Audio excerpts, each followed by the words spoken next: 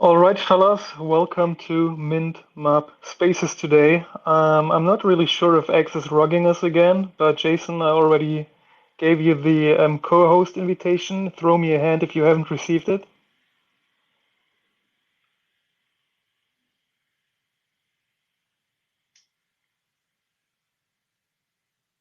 Ah, perfect.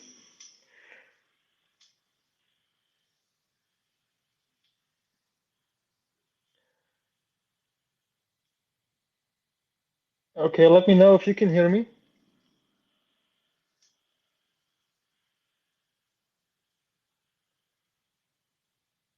Yeah, we can hear you, man. Perfect, man. Okay, so we can start with a little delay here, but welcome everybody to Mint Map Spaces. Today is a pretty special day because we are not just recording another episode, but we are also having a little mint party today, as Daria's second artist incubator drop is going to be live in a couple of minutes. I was just preparing the mint link, and maybe she is even stopping by here during the spaces. She said that she might be a little late, but yeah, we'll see if we can talk to her as well later.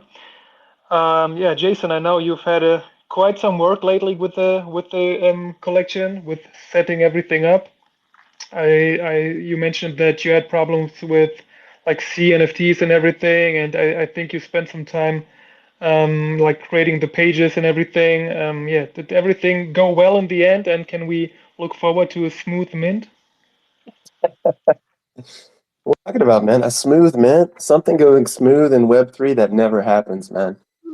Yeah, so I hope so. I mean, we'll see, right? Like the Mint Pass thing turned out to be a bigger job than I thought. And the CNFTs weren't going to work with the platform that we're using. Obviously, we're using the Metaplex tools.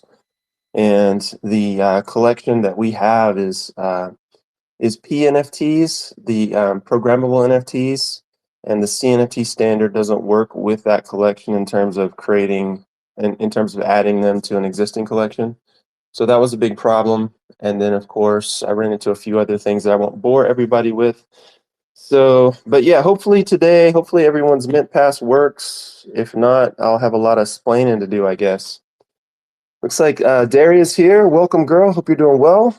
Stace STC Yeah, is here. Rob's here. I I think she requested to speak, so I'll just approve it. Let's see. So you should be able to speak now, Daria.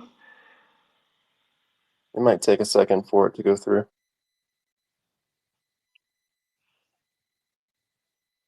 Understand him. So I'm sorry for being late a bit, but I'm happy to be here again. It's all good. We were late as well, so you perfectly fit into that. I will just drop the mint link in a second. So if you guys want to check out Discord, mint your piece. I will mint mine. Yeah, and be feel free to leave some feedback regarding the piece. That would be great. So give me 1 second. Where is it? Daria, if you want, I know when we introduced you, you have been talking a little bit about the collection and the creation progress back then. But why don't you like lose some words on like summarize like what you thought about when you created all that, what was your inspiration and stuff like that? Yeah, it would be great to revise all of it a bit. So though it was a while when I created it, it's still one of my best creations, I think. And as I mentioned last space, and again I want to repeat it, I'm so grateful that you gave me that possibility to create it with you, because I had this idea for a while and I didn't know when and how to implement it, and just you came up in my life, in my Web3 life, and with your this suggestion, and it was like perfect match and perfect moment to create this collection. So I'm in general a bit of a fan of some dark art with a bit of demonic vibe, because I'm a fan of fantasy and it has its influence on my art and on my interest in general. So that's why this under the veil appeared in these feminine demonic creatures uh, and they transfer some kind of state or emotion. So you saw the names of these pieces, so you can imagine what is going to be next to one to art.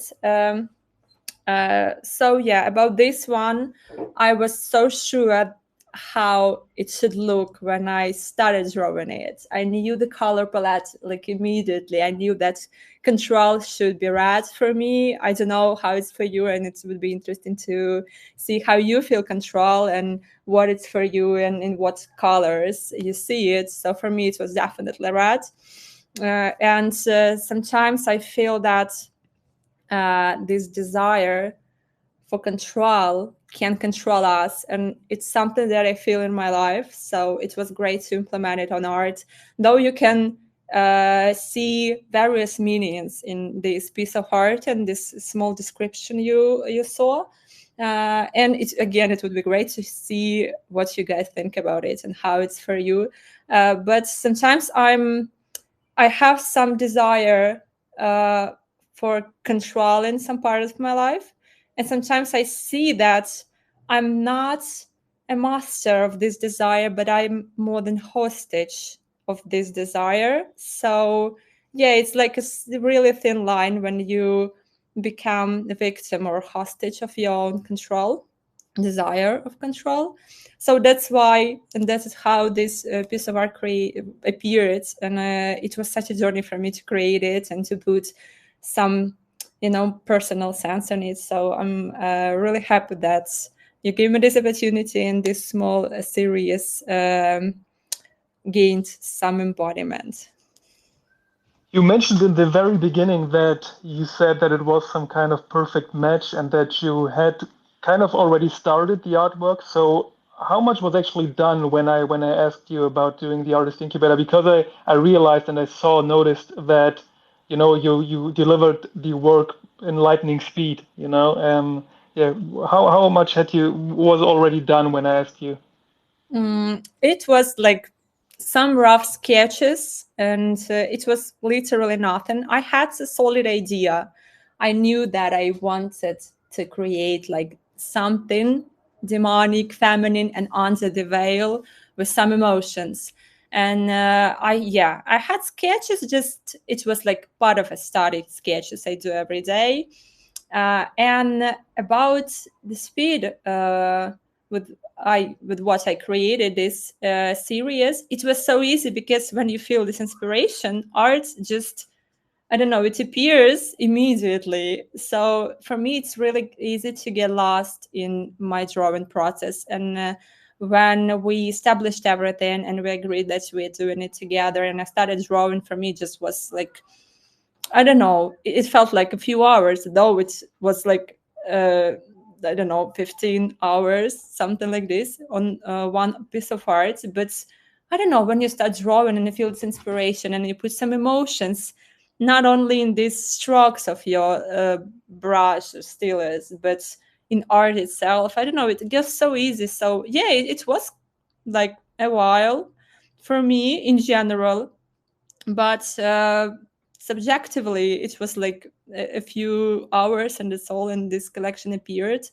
But every time I create something, I needed to how to say, to lie down a bit, so to just to stay untouched for a few hours, and better even one day or a few days, and then I can get back to it and see, without this high sprint of inspiration and emotions, what I can improve as an artist, but not only just a creator of some kind of character and emotion. So yeah, and I that some things were improved. I think that they were improved, so they were changed by me, because this my emotions, they a bit calm down, and I understood that I can do it better. And yeah, so but I'm really really happy with how all these pieces turned out. You mentioned that it was actually pretty easy for you because you had that inspiration inside you. You wanted to create something demonic. Um, do you feel like it is easier to create art that way? Because I see you also do a lot of work for hire, like people tell you exactly what they want and you try to create it. do you see there some kind of difference in the type of working? Yeah, definitely. Because in most cases, when I do some commissions for clients, they ask for something more cartoonish, and it has almost no inspiration in it. Because yeah, in most cases, I have some definite task. Though sometimes people come and just say, "Create something beautiful," and every time I need to guess what beautiful means for them, because it can be different for me. So we need to go through a lot of sketches to understand what people want, etc. But in most cases, yeah, I have some definite tasks. So I can say that I have like with this burst of inspiration when I create something for clients. And when I do something for myself, like this collection, it just pure mine mine art, my creation, as well as my series you can see on Exchange that called Ghost of the Melting Moon. It's another like small project, small series of art that just go from my heart, from my inspiration, and it goes hard actually.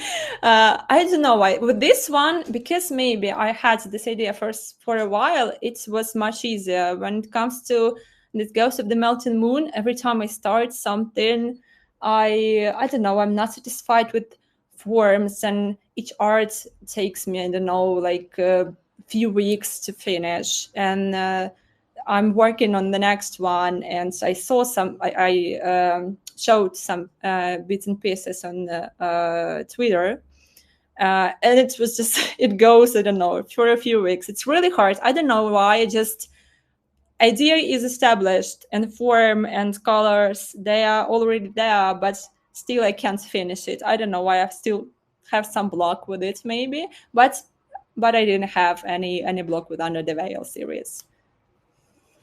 But is there also some like any kind of art that you like you got someone asking you to create something and you rejected it because you felt like you're not able to do it? It's an interesting question. No, I don't think so, because usually I work with clients the next way. They give me the idea.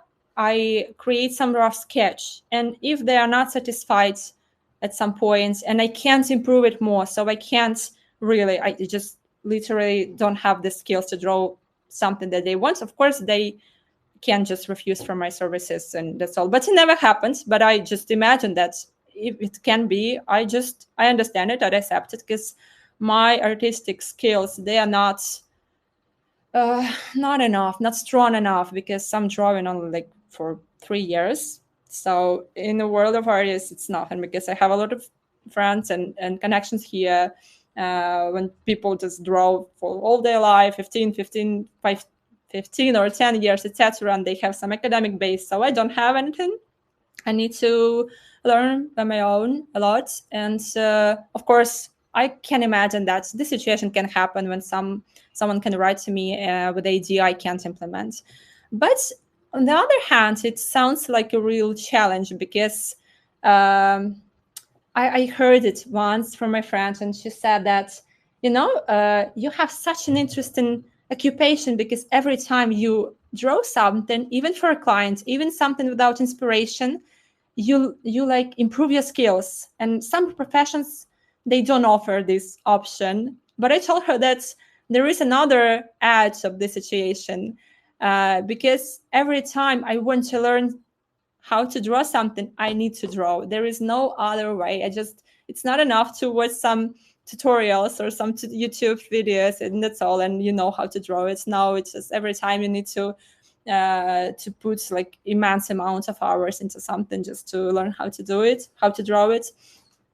So yeah, I hope that answered your question, because I subtract my train of thoughts a bit. But yeah, so yeah, but I don't have a lot of commissions because I'm not focused on them. So I draw, but when people ask me to do something for them, in most cases I agree to these opportunities.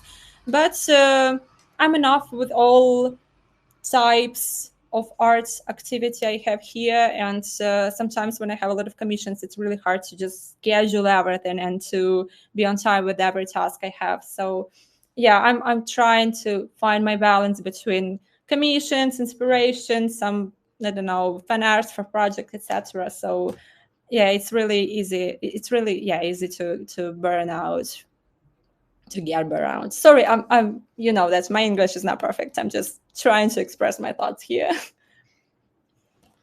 No, you're doing great. Perfect. Everything good, and you definitely answered my question. I think Jason raised his hand. You got something to say? Yeah.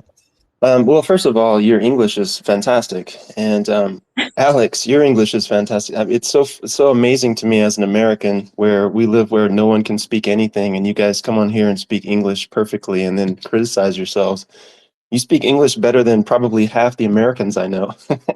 So fantastic. But yeah, my question was around the piece. I was just looking at the piece, and obviously everyone's going to have a different interpretation. But when I look at the placement of the hand over the mouth and the placement of the hand putting the crown on the head, I'm curious what that symbolizes to you. I'd like to hear your thoughts on where that came from and what it means.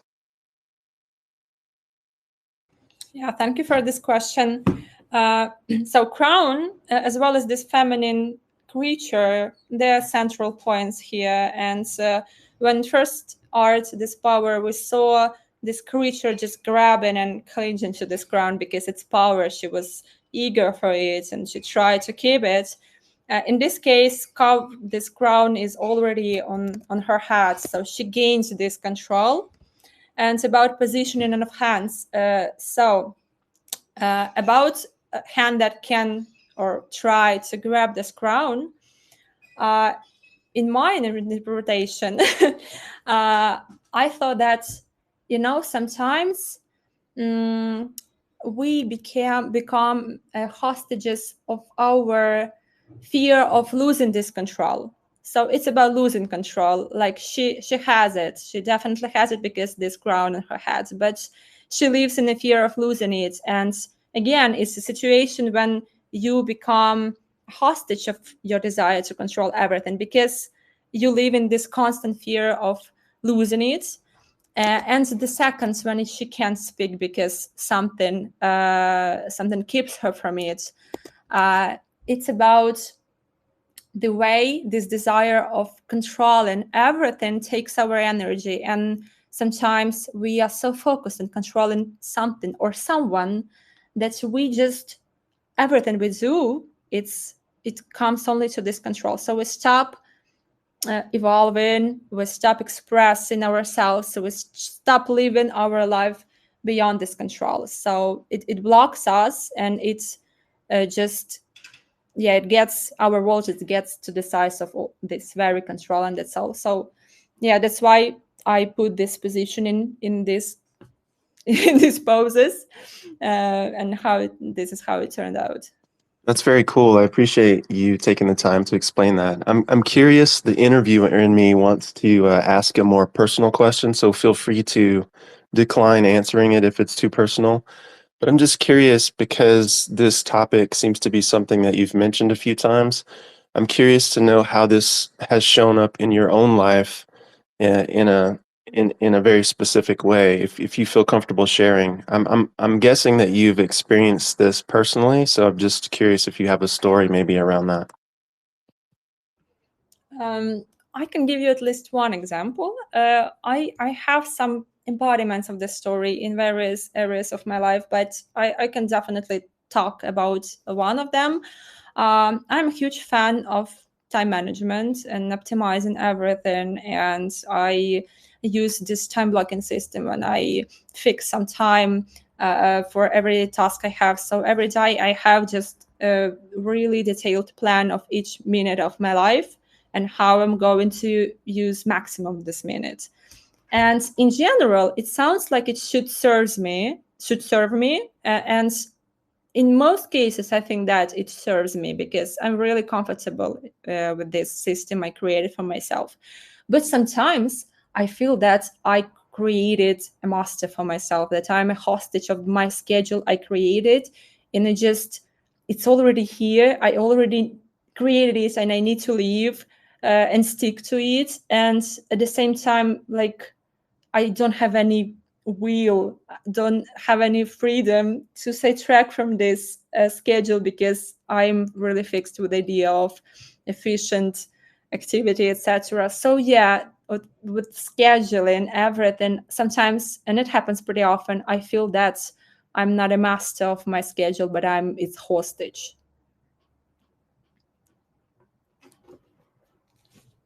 Yeah, it makes perfect sense. I think we've all been there a few times in life. Absolutely. So yeah.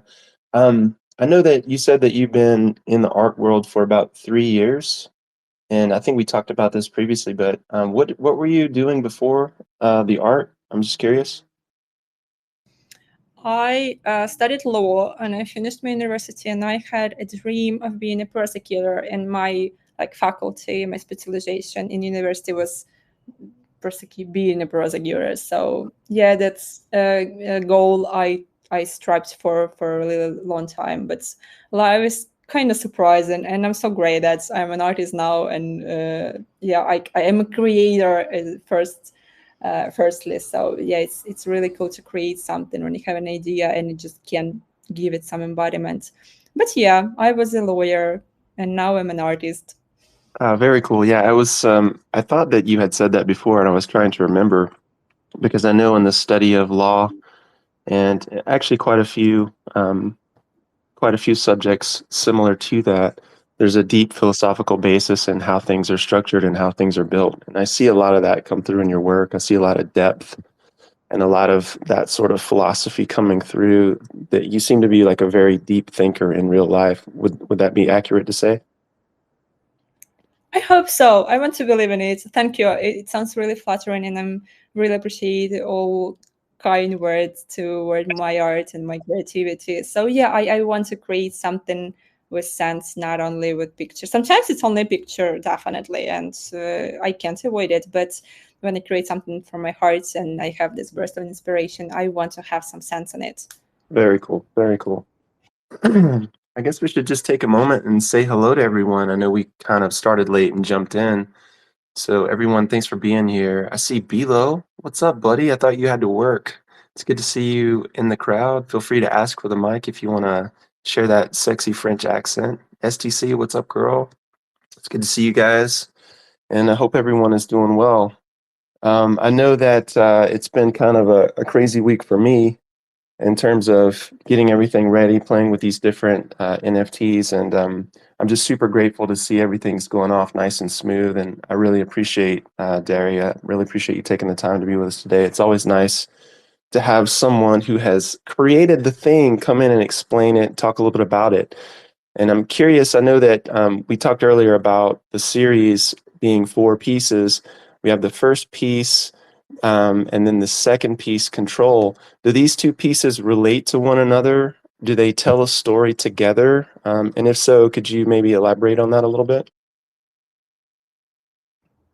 No, I don't think that's I put any connection in them. Though, like it would be cool if you see something for yourself, some connection in it. But there is some order in these arts, and you ask me in what order I want them to be dropped, and I thought that I want them to be in order I created them. So for me, just I feel this evolving process with the process I created them, but I can say that I put some sense together in this chain of arts. For me, it would just like separate stories absolutely profound for me and enough and suffice to be to exist separately. Very cool, very cool. Cool. So we're just a few minutes in. Looks like we have 15 pieces are gone. It looks like STC minted number 21. Congratulations, STC. You get those mint funds back, girl. Fantastic. And there's 6 pieces left. 6 pieces remain. And if you're following Daria and you haven't been inside the Goodfellas Discord and you'd like a mint pass, reach out and let us know while there's a couple pieces left, and we'll get you taken care of. Um, that said, Alex, do you have any questions for Daria?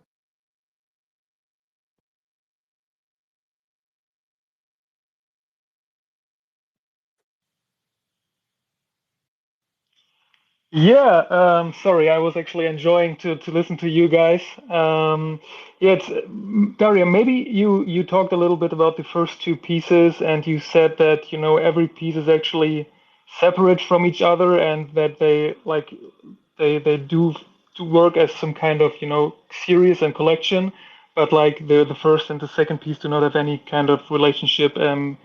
And it's a story, but maybe you want to give us an outlook on what we can expect next. I mean, we have it on the website that the next piece is actually going to be called Freedom. And to me, when I first saw these four pieces, I actually felt like there is some kind of storyline behind. Um, but if like would you have, like, if I told you, like, create me a 10-piece collection, would you be able to think of like a lot of more of pieces like that, or do you feel like this collection is perfect the way it is? I think that I would love to create something more in this collection, and it's actually a good idea. So I should think about it. So yeah, I'm sure that I'm capable of creating 6 more, 10 more, and yeah, that's cool. About next piece, it's called Freedom, and it's about the fact for me that freedom is never like comprehensive maybe. So sometimes it feels like you're free, but to dig deeply, we are not free from ourselves, from our emotions, from other people, from circumstance. And yeah, so sometimes freedom is like an illusion. And when you see this piece of art, you understand what I'm talking about. So yeah, I would be glad to discuss it with you during and after the drop, because yeah, there is some really huge sense for me in that piece of art. But yeah, it's about an illusion of freedom. That's actually interesting because I felt like the first three pieces, which are obviously called power, control, freedom, are kind of different to the last one. Am I wrong on that, or is it something like that? Yes. Last piece of art appears abruptly for me because it called you, and this whole series is called Under the Veil. So every time you find something under the veil, so you find power under the veil, control and freedom under the veil, and the end of this collection, it's when you find yourself under the veil with all emotions, bad or good, all states we can find in ourselves. So yeah, it's all about us, all this desire for power, desire to control everything, and sometimes being trapped in our illusions of freedom. It's all about us. So in the end of this collection, you find yourself under the veil. I remember that you once said that you, like, most of the times create female art and that you prefer creating female art. Like, would you ever see maybe Under the Veil Part 2 creating like male art for that? It's hard to say on the spot. I need to think more about this idea, but it's kind of harder just when you thought about creating a few more pieces of art with feminine.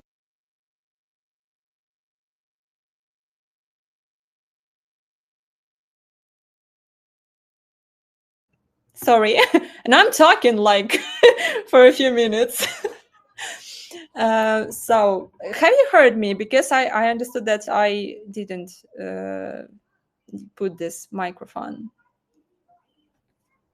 Oh, that was my fault. Sorry, I accidentally hit the mute button. But you heard some part of it, right? Yeah, I heard most of it. There's maybe only about 10 seconds that I didn't hear, so I apologize for that. So yeah, when we started talking about more this feminine art, it felt so easy for me about male creatures. I don't know, just I'm sure that I can create everything, but if I can do it with inspiration, I'm not sure. Just to say on the spot, maybe yeah, it's possible, but I feel like more about this feminine energy now. So yeah, I'm for feminine. Definitely. I can see though, like I could definitely see some demonic dudes being created, right? Like I know the veil is more of a feminine sort of garment, I guess you would say. But I'm curious, it would be kind of cool to see if there was a way to convey the same idea of this under the veil with like a masculine form. That would be really interesting to see how you pulled that off, because I'm not sure what item you could really use to portray the same idea, or would you maybe consider using a veil or something like that?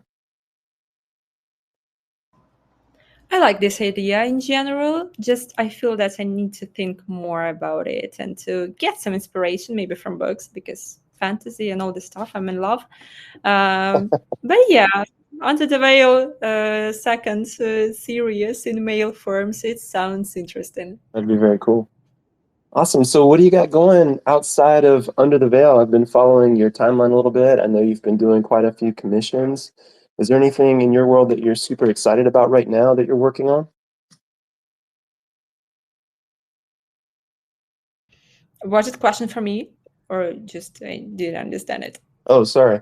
Yeah, I was just curious. I've been following your timeline and watching some of your work that you've been posting. And I'm just curious, what's next for you? Like, what are you working on that you're excited to, excuse me, excited to bring to life, excited to release into the world? Yeah, I have a huge idea in my mind now.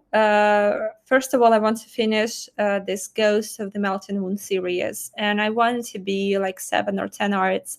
I have 3 now on exchange, and I'm working on fourth one. And yeah, as I told, I feel a bit just blocked with all this process. And another thing I want to develop in my this artistic journey, I want to find out my cartoonish style, and I want to develop it more, because the way the Sons of the Veil is drawn, as well as the Ghost of the Melting Moon, it's really time consuming style, and I'm in love with it. It's something I want to create every time, but to be honest, in Web3 space, you need sometimes to be quick and to react faster to some, I don't know, pieces of news, etc. So that's why I want to focus more on another my style, and it maybe it's just run to develop yourself as an artist of 2 styles. Maybe I need to find out just one solid, but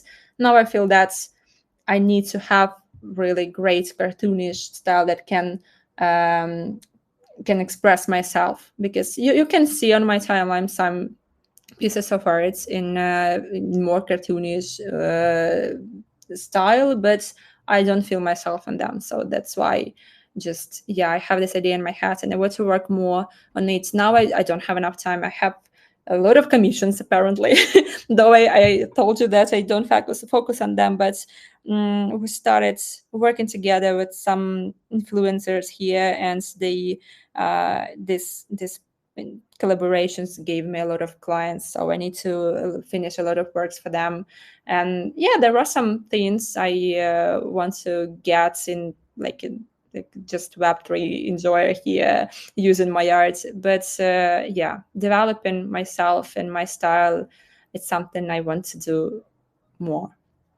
Oh, definitely, for sure. Yeah, maybe we could talk a little bit about where the market's going. I mean, I know that from the world of crypto and NFT, it seems like adoption just continues to grow. We've got politicians talking about it now. We've got central banks talking about it. We've got governments talking about it. We saw Germany do one of the dumbest things I've ever seen anyone do recently, which was they sold their confiscated Bitcoin at the same time that Mt. Gox was selling theirs, and got the worst price this month for their tokens. But I'm just curious if maybe you have any thoughts on where you see the artwork market going and where you see NFTs or tokenization going. Do you see more and better adoption in the future? Do you see use cases that maybe people haven't thought of yet? Or I mean, what are you seeing in the market in terms of like the artwork specific versions of NFTs that are being released by artists and founders and projects and collections across the board? Where do you see us going?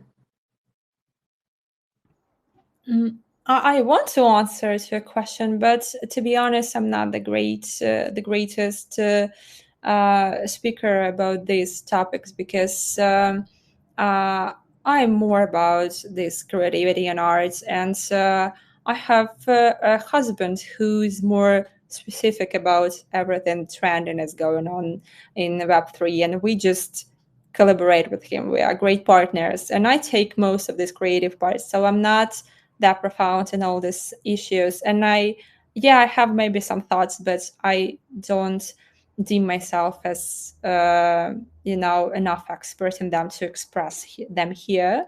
But in general, what I see, and not only from my experience, but other colleagues I have here, artists, that it's a bit hard to sell your art just like a one-to-one piece.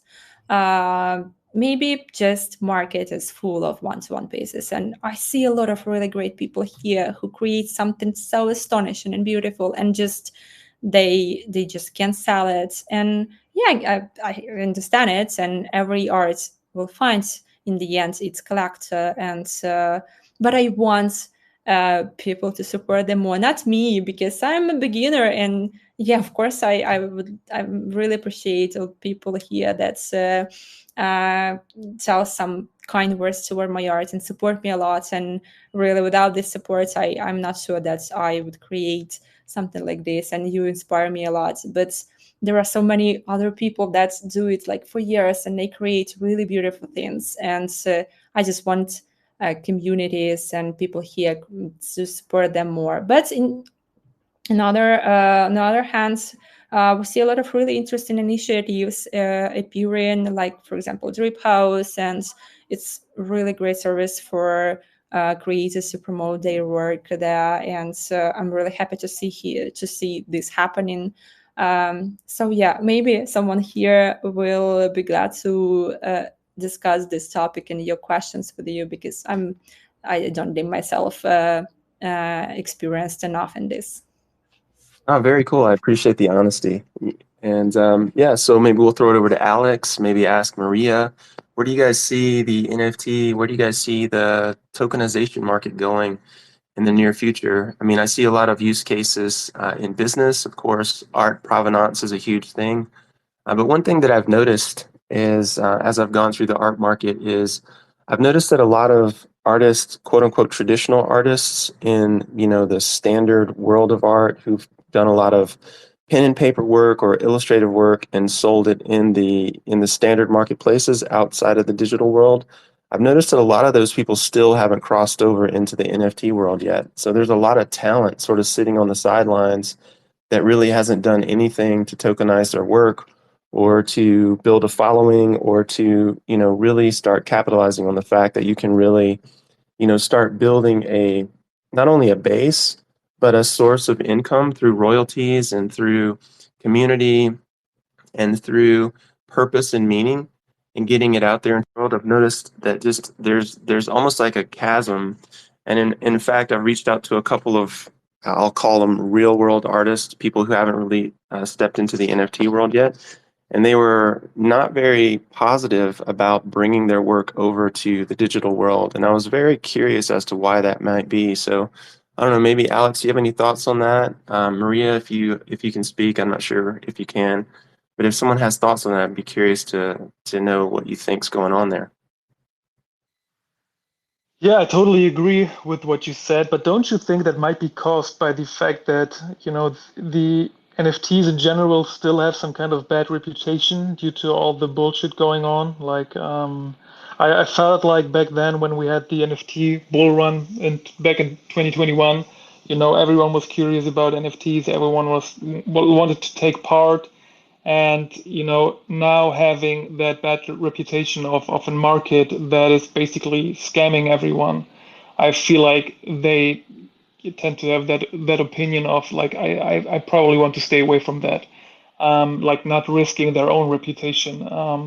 I think if we witness some kind of comeback in terms of volume, transaction volume, famous people coming in, and maybe even at some point like one famous artist coming in and joining, there will be a lot who are going to follow. And yeah, but that's what I mainly think. Like the bad reputation of the markets is probably the reason why people still keep away from here.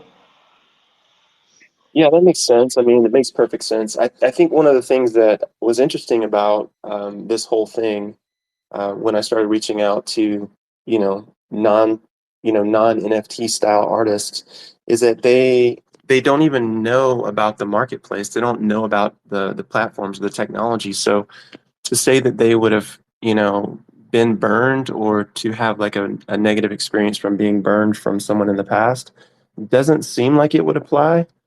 And so I was just curious why the reluctance. There's a girl here in Phoenix actually who does these really cool portraits of famous people, and she'll record a video. It's probably a maybe a 2 by 3 canvas. It's like poster size canvas, and she'll sit down in front of the canvas and she'll record herself and creating the work. And she's become quite popular, doing famous people, people like old school rock stars like Jimi Hendrix to, like newer actors and, anyone that you would recognize, even a few politicians. And I reached out to her just to see if she'd be interested and curious to maybe convert some of that to digital and to maybe start looking at the NFT market.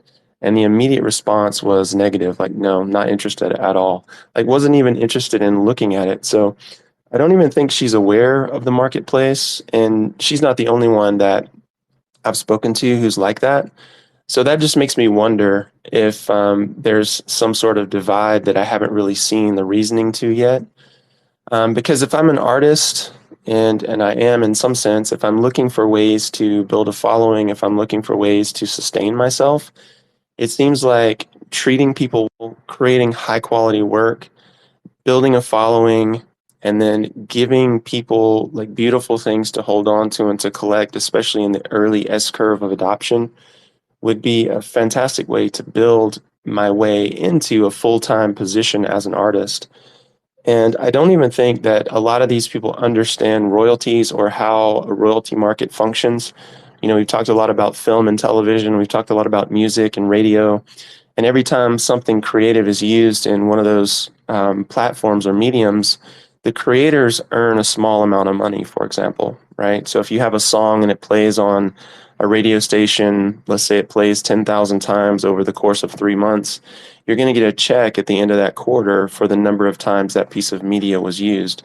Or if you have a piece of media that's placed inside film or television, every time that airs, that goes into a database and you're going to get some form of royalty at the end of the quarter. And I don't think that people really understand how that works.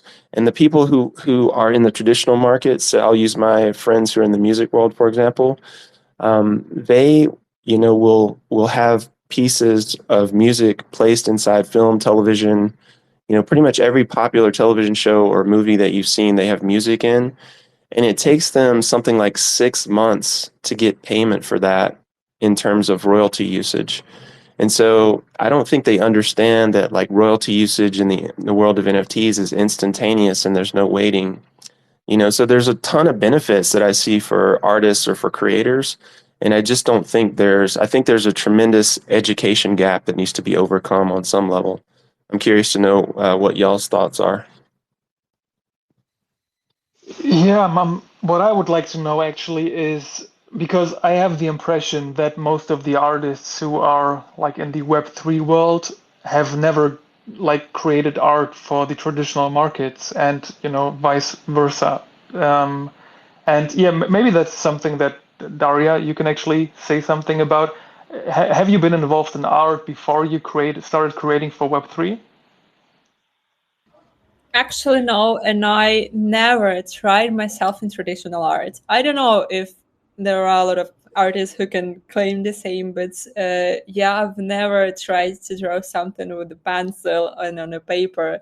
So every time it's my tablet and my stylus, and I want to do it, of course. I want to try myself, but it's kind of scary because I'm afraid of failures and. Obviously I'm going to fail with traditional art because you can't just change everything as you can do it in digital. So the only time I try to do something connected to more traditional art it's creating and drawing on this pages cut, or just I don't know how to call it in English. So it's this side of the book with pages, and you just press them and you can draw something on them. And it's the only thing I did. So, but yeah, it's kind of intriguing for me. But again, I've never tried myself there. But are you connected to different artists in this space, and do you feel like everyone has had like some kind of similar path, or do you feel like there are also some people coming from the traditional markets? I have a lot of connections here with people who came from traditional, of course. And again, most of them have some academic base. They knew that they wanted to be an artist from their very childhood, and so they started drawing when they were children. Sorry. So yeah, and most of them have usually this type of way here. So they have this long journey with base and trying themselves in tradition, and then come into digital, and then come into Web3. For me, just started really abruptly with my digital tablet and Web3 space immediately. So yeah, my path is short and kind of unusual here, I suppose. But do you understand the point of view from people, from artists who are actually like publishing their art on traditional markets? Do you understand them when they say like, because what I feel like is that they think that once they turn their art into NFTs, they are somehow like lowering the value of her art by, entering such a scammy market. And do you think that's understandable in some way, or do you feel like these people are just like they need to learn that there are also good things in the NFT space, and not everything is bad in here?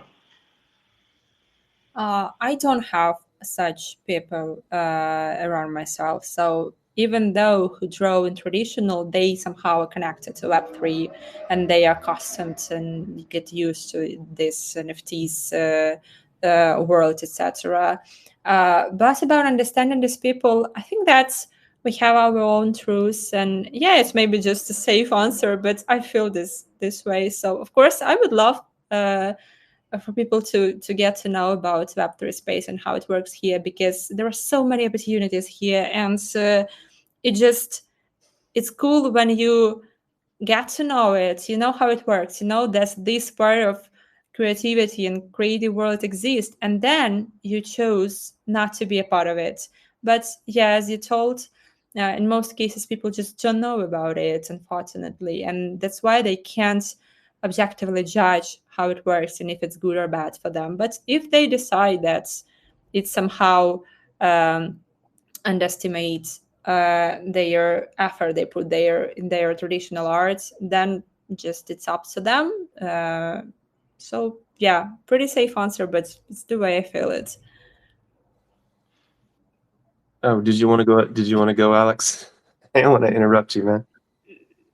Yeah, I actually just wanted to add that I would probably like to hear like the audience, because I feel like, there are definitely people out there who say stuff like, if I look at art, I don't want to look at some kind of screen.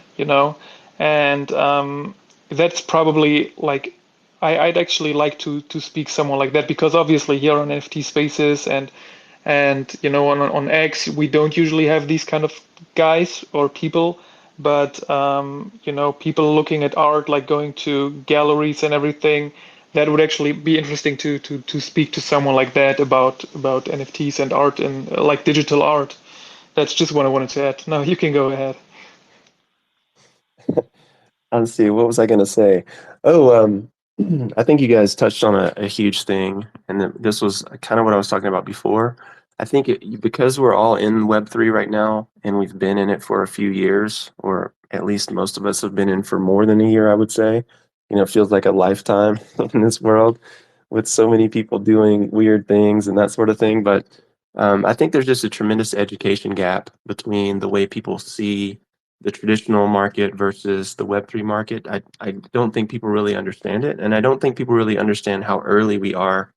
And so I feel like I feel like the NFT market as it exists today will be much like the coin market as it existed like back in 2008, 2009 when Bitcoin was first released, which is when you look back a few years from now in the future, you're going to see all the opportunities that you missed, because adoption is very, very slow until it gets fast. I think Raoul Paul likes to say, everything is at the margin until it's exponential, right? So, like right now, NFTs are in the margin. It's not really something that people are thinking a lot about. There hasn't been a ton of tremendous, fantastic ideas around business use cases. And I think artwork markets in the traditional world are actually kind of fearful of the NFT market because a big part of their business comes from proving provenance and from real world relationships. And if they can't maintain those relationships in the digital world, or if they're not needed because provenance is automatically tracked on chain, I feel like there's a level of fear there that causes a bit of a chasm. Because if you've spent your entire life building in one world and the world shifts and you're not ready to shift with it, then now all of a sudden you find yourself behind the curve, which is where no one wants to be, right? And so I feel like part of the job that we have with Goodfellas is one of education. And obviously, we're coming up on our 1 year first mint anniversary on August 5th. And we're still like really getting our arms around all the work that we have to do in terms of education, in terms of creating content, in terms of onboarding new people, and in terms of providing IP rights and making sure that people understand that when they buy something, they really need to own it, or else they don't have anything. Like there's just tons and tons of work to do around that. And then when you think about all the people in the world who really have no education or understanding of how provenance or royalties or blockchain works, it creates a situation where you can just see this massive opportunity. And the temptation that I always have is to want to solve all the problems now, but obviously that's not possible. So, we just have to continue to incrementally build good things and bring good people together and continue to expand the message. So, I'm super grateful for where we are, but I see that opportunity. I see we're at the very infancy of this market and very infancy in the early parts of this S curve. And so, it's like I said, I think on one of the previous spaces, like I think your job right now is really just not to get shaken out and to let the technology develop. Because I feel like once it starts to catch on, it's going to be like everything else. Once it goes exponential, it's almost like it's too late. So that's kind of how I think about it. What do you guys think? Yeah, couldn't agree more. And I mean, we keep repeating over and over again that we are still so early because you usually don't want to, like, I don't like using that term because, whenever there is some kind of scam coin out there, and people try to promote it, they always say stuff like, "Hey, we are so early. If you get in now, you'll make like insane profits and stuff like that." But in terms of like looking at the whole market and what we've done so far and where we've been 1 or 2 years ago, where we are today, and where we might go tomorrow, we definitely have to say that, especially regarding tokenization, we are so early here. And yeah, I feel like there is no other option than like NFTs being the future, definitely, and also like in the whole art world. Yeah, I just feel I have the feeling that we might need. Um, I'm not even sure if we need like big names, but I feel like as adoption continues, a lot of people will realize that, you just mentioned it a couple minutes ago, that, there are so many possibilities of, also earning in the Web3 world, like with royalties and everything. Yeah, I don't think it's taking too long. I feel like we will make a big step with the next bull market, and there will be a lot of attention on NFTs as well. And yeah, I'm curious to see where we are like in a year or two from now. But I feel like, the ones who are working now at the bottom and have been working for the past weeks and months, like we are going to be like the OGs here, we are going to be the ones who are most likely going to profit from everything, if we stay consistent, you know.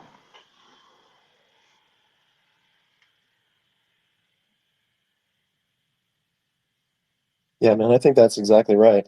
It's funny, if you've studied the collectibles market, I think right now like NFTs are in that that part of the world where it's like, hey, we're in the collectibles market, but nobody really knows it's the collectibles market yet. It's kind of like 1940s comic books, right? Like nobody knew that the first issue of Superman was going to be worth $6 million in 2010, right? Or the first appearance of Spider-Man was going to be worth $2.1 million, right? Like no one knew that. And so kids would pick up those comics for 10 cents or whatever it was, and they would just rag them out, throw them away. It's the same thing with early cars, the same thing with any form of collectible. And then you see like generational cycles, 20 to 30 years later, you see a massive demand for what people had when they were children. And then 20 to 30 years after that, you see the same thing in the next generation and the same thing in the next generation. So I feel like right now we're like, not only are we at the infancy of the S curve, but we're also at the beginning of that generation who wants what they had when they were kids, and as they grow up and take their place in society and develop careers and build families and jobs, they'll have more disposable income to go back and get the things that they maybe weren't able to get as much of when they were kids. So I'm really kind of curious to see how that plays out and see if it holds true in the digital world, because I think Bitcoin sort of introduced this with ordinals. One thing about like Solana NFTs, you can look at them and know that they're date stamped, so you can know when they were created.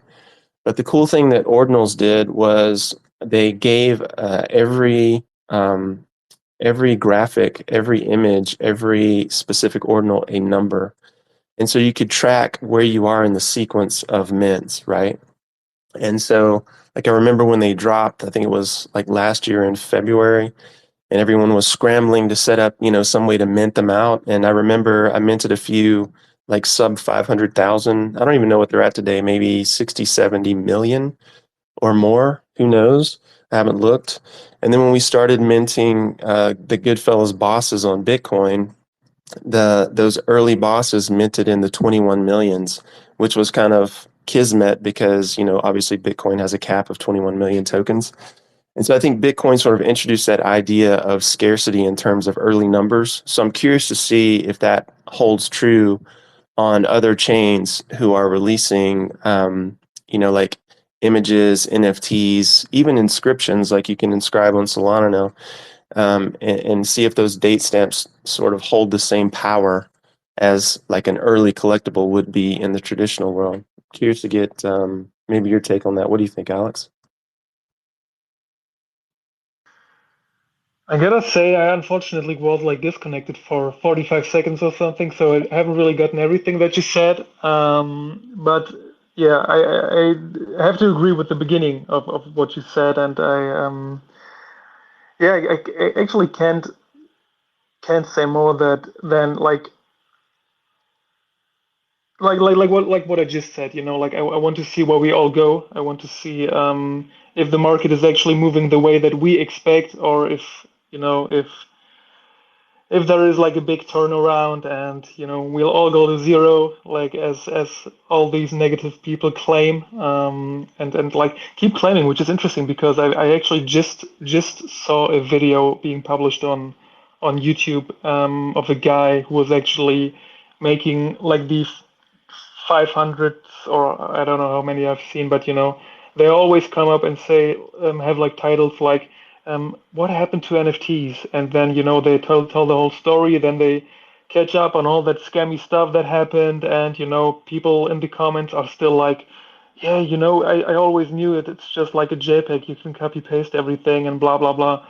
And yeah, that's like the mainstream opinion we still have, and I feel like there are still so many people out there who have like the scammy opinion, like that kind of opinion of crypto in general as well. And I sometimes when I talk to people, I feel like I can never imagine how that guy is ever changing his opinion. But in the end, it's all about psychology, and we've talked about like psychology so many times, and we know how people react when markets like increase, when prices increase, FOMO kicks in and everything, and I feel like this is not just going to happen on crypto markets, but on NFT markets as well.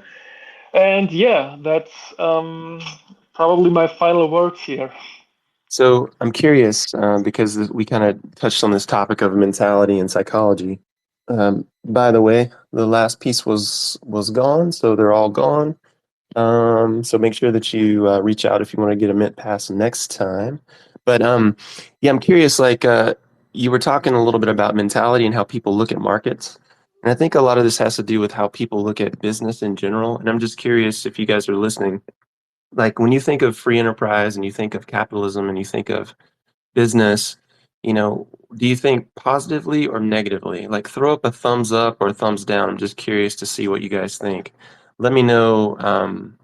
Just with a simple poll, like what do you think about those ideologies? Because I feel like a lot of times people who create, obviously you have to, if you're going to make a job out of what you're creating, whether it's artwork or a business or a grocery store, you have to profit in some way to support yourself in order to do that. And I feel like the more we've gone into more like socialist policies in greater world, we've seen more and more people have a negative opinion of like people who are producing. And this has always been the cause of like really bad things in the world. Unfortunately, people don't really think or read history or read philosophy or understand natural law. And so when I think about it, when I think about markets in general, as long as we have a negative opinion for people making money on what it is they produce, then I feel like there's going to be a very, very tough uphill battle. We should reward the creators, like the people who are out there in the trenches doing the work. These are the people who are putting it all on the line. They're risking their time, their energy, their efforts in something that is likely not to succeed. I mean, that's just the story of business. That's the story of projects. That's the story of creating anything. The chances of your success are very low to begin with. And so, like, I feel like there's an opportunity to really invest time and energy into supporting the people who are doing that work because they're sacrificing, right? And it's always interesting to me, like the people who complain about business or complain about, like an artist who makes $1 million, on a piece or like look at Taylor Swift. She makes like $4 million a night every time she sells out a concert, right? Like people will complain about that, but at the same time they'll ask these same people for work, right? It's like, okay, well, I need a job. Okay, well, how do you get a job? Well, you have to provide value to someone who's willing to pay you for your labor. That's the only way that works. Like you're selling your labor to that person. So I feel like people generally don't understand economics or how money flows. And like in the art world, I see a lot of people struggling to sell things because they're not really investing time in learning how to promote themselves. And so one of the things that's been really interesting along this journey, like with Maria as artist number one, and now Daria as artist number two, is both of these ladies have taken the time to really put themselves out there and expose what it is that they're doing at great risk to their reputation. Because every time you put something out, you never know how it's going to be received. And there's a certain amount of bravery that goes into that. There's a certain amount of like, intestinal fortitude that you have to do that and to really, sort of deal with the consequences. Either you do well or you don't, but whatever you did happened in public. And of course, most humans don't ever want to look bad in public, right? So having the creators, have the balls and have the strength and and sort of the mental fortitude to put themselves out there, to take the time to create, to take the time to risk, because every moment that they're creating, they're not working for someone else, they're not out selling, they're creating, and this is something that they're called to do. And so I feel like part of the education that we have to get into the marketplace is that of, hey man, if you're out there doing good things, then we want to support you. If you're out there creating, we want to support you. If you're out there building a business, we want to support you. If you're out there providing jobs or charity to people, we want to support you. And I think that has to get sexy again, right? And I think this market only benefits from that mindset. And that, I mean, I guess that's kind of my 2 cents. I'd love to hear maybe Daria's opinion, and of course, Alex, your opinion, and anyone else who wants to throw something up, feel free. I definitely agree with all that you said, and I feel this fear of publishing something with the feeling of not knowing how it's going to be accepted by community here. And yeah, I'm so grateful again that people around me really support me, and I appreciate it immensely. But I have it every time, literally. So yeah, it's so relatable to me, everything that you mentioned. So yeah, thank you for this speech, so inspiring actually, about supporting everything and everyone who creates something and do something here, because we we do deserve it. Just, I'm not talking about me, but everyone here. We try to develop and to give some growth to this huge world like Web3 sphere, and yeah, everyone deserves um, their praise. I hope that I used the words correctly. So thank you for this, and yeah, I can relate to everything that you said. Very cool. I appreciate that. Yeah, I as a creator as well, I have the same experience every time. This week was all about getting mint passes to the right people, getting mint passes to some of your collectors, wondering if the technology is going to work, getting everything set up and hoping that the collection NFTs were going to be where they were supposed to be. Yeah, all of it is just like total anxiety because now you're putting yourself out there, and if it doesn't work, it's like, well, there's no one to blame but me. So it's the same way when I create a piece of art for one of our collections. You never know how it's going to be received, and so I can really identify with what you said and appreciate that immensely. And yeah, I think we're coming up on the hour. So if anybody wants to, say anything or throw a comment in Discord or here, feel free. We'll get it addressed. Definitely want to thank everyone for showing up and for minting and supporting creators. That's really what we're all about here. Making sure that too, every one of you guys who purchase NFTs, you actually own the IP to those NFTs. And I can't stress the importance of that because now it's truly yours. And we really appreciate you guys supporting this project. We're going to have our next batch mint on August 5th on our anniversary. There's going to be 100 pieces available. And if you're holding a mint pass or an existing piece from one of the collections, you'll be able to mint. And we're going to have new traits. We've got some fresh backgrounds coming from one of our community members, Yvette, who it was her birthday, I believe, today or tomorrow, and it's actually her daughter's birthday on the same day. So if you guys are in Discord, be sure and throw a happy birthday to Yvette. Her backgrounds are very abstract and super cool. They pull in the colors from our collection. And I feel like against the stark backgrounds that we have, it really shows a very different visual sort of interest to the pieces. I know Alex has seen him. I'll have to get his opinion before we get off of here. But that said, guys, I love every single one of you guys and I appreciate you guys. And at the end of the day, as we continue to grow our little community, and continue to put energy and effort into finding people in the marketplace who really want to support creators and who really want to do good things, not just grab some money and run off. We really need your help getting the word out. So help us find these people. We're going to be doing a lot of marketing. We did a lot of different things marketing wise with Daria this time around, including opt-in forms. And we've started basically an email newsletter. So if your email was submitted, you're going to start getting some communications from us. And we're going to continue to grow that list because the list is the business at the end of the day.